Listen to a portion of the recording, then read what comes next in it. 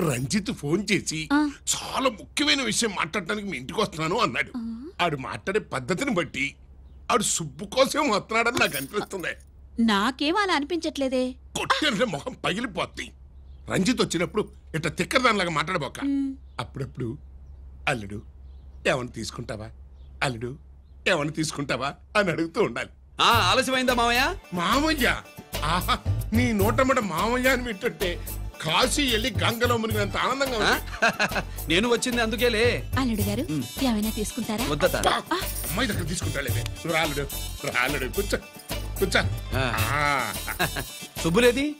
నువ్వు వస్తావని తెలిసి సిగ్గుపడి గదిలో దాక్కుంది. అల్లుడు గారు ఏమైనా తీసుకుంటారా?